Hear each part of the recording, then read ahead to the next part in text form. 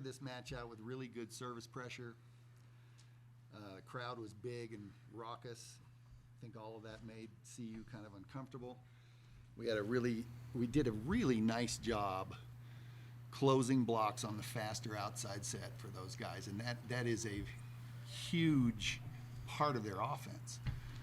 Schneggenberger is a good player, and we were able to, I think, get into her head a little bit today. And so she's a really important cog to that team. That's what set the tone for this match, and I think they were uncomfortable from the beginning. And we kept the pressure on them. 5 seniors played with great maturity, and our outside hitting was very mature. They made great decisions, and so overall this was a very good match. At the end there, I thought CU was starting to figure a few things out that we were doing blocking wise to them, was helping them. They got a little momentum, so that'll probably help them as we lead into tomorrow night's match. How impressed were you tonight with the team? I mean, for the most night you spent it side out and 75%, your important scoring above 60%. You serve receive, and I guess you're serving. You pretty much set up tonight's victory and the way your offense ran and the way you kept them out of the system. Okay, ask that question again. Sorry. Were you impressed with the way you were able to keep them out of the system? Yes. The service pressure was great, and we've got kids that are really bringing it. At the end of the game, they started passing better. I don't think our pressure went down. I think they just improved as passers. But we've been doing that. We were doing that at TCU too. We're just driving the ball, and it's messing with these guys. You guys hadn't beat CU till tonight. Was that one that was kind of on your to-do list? I think coming outside of our halftime, we were like, they're going to come out and play hard because, if you guys remember last year, we won the first 2 and kind of faltered at the end. But today I think we were on our game the whole game. Obviously, our service pressure was really strong and our service speed was good, but also our hitters did a great job. How big a difference is it from last year to this year? I know early in the year last year, you struggled a lot with service errors. You were trying to be aggressive and it didn't always work out. How much better is the team at it this year?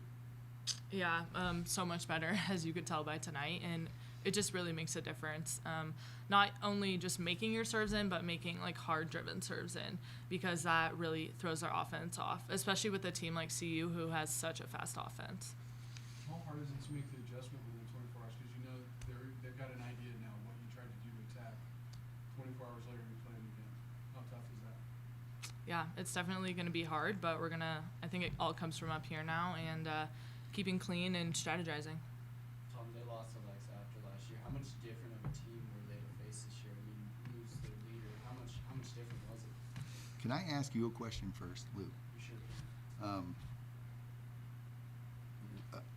Is there a reason why there was no article or any mention of this in today's Collegian? Of this game? Yeah. I think it was. No, there wasn't. I thought there was. Okay. We shared one online. Okay. Good. You did it online. Okay. So your question was, they lost Alexa. How different was this team? They're offensively, what they do scheme-wise is exactly the same. Okay. But they're just players are younger, right? So we knew. Now, see, for example, if Alexa were Schneggenberger, then she'd be doing a lot more dicing, slicing. Jill just hits it. You know what I mean? She doesn't have as many weapons in her toolbox. Span does. You know what I mean? She was doing some of those high, flat things and that kind of stuff. So, so they do miss Alexa, but they're going to be good. I mean, their team is like us in 2016. A lot of freshmen playing. That Sterling Parker kid is a stud. You know what I mean? And she is going to get better too. You guys still held Span in check. We did. Was it a similar game plan? It was a similar game plan. We're just better at it. You know what I mean? The movements, our movements to the pin with our outside blockers and our ability to seal. We practiced it 3 days in a row. We really working on that speed. And you do have to give some credit to our bomb squad too, because they were running it like CU does. They were pushing it really fast. Sierra was setting it really effectively. And so now you get to see that speed in practice. You're moving, you're penetrating. So I mean, Katie and Bree, you guys are top offense and top defense in the Mountain West. I mean, how good does it feel to know that you're kind of bringing it on both sides instead of maybe one side overruling the other? Yeah, I mean, it's awesome. I didn't know that. I don't really think about it. I just kind of think being like the best I can in every spot on the court. So whether that's serving, defense, offense, and I think that's a good mentality to have. Brandon, third set there, you guys are tied at 12, and I think it was a 6-0 run. The first 4 were all kills for you. You kind of get in the mindset, like, kind of, wanting KD to keep feeding you and just keep rolling like that. I mean, of course, I'm always going to be ready for the ball, but like at the same time, I'm celebrating my teammates as well. But I think like kind of the atmosphere made me calm in the situation, so I was just playing my game. How dominant either of you guys is it to see when Brianna's going like this, like kind of unstoppable tonight? it's great to see. She has a number of different shots. She has some clever thing. That little super cut tip was was so good. unbelievable.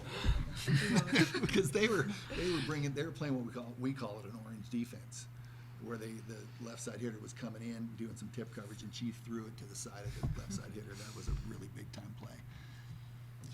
So, I've got a question for you. I noticed that you had 14 kills on 25 total attempts, and I just wanted to know what kind of work ethic and leadership qualities you're bringing to the team to just remain that consistent in your play. I mean, I feel like I'm a player who's still growing and learning, and so in practice, my teammates are pushing me. They're doing different things that I haven't mastered yet, and so I think every day is a situation where I want to get better, and so it's kind of just that competitive mode. Like my teammates are pushing me, I'm pushing them all the time.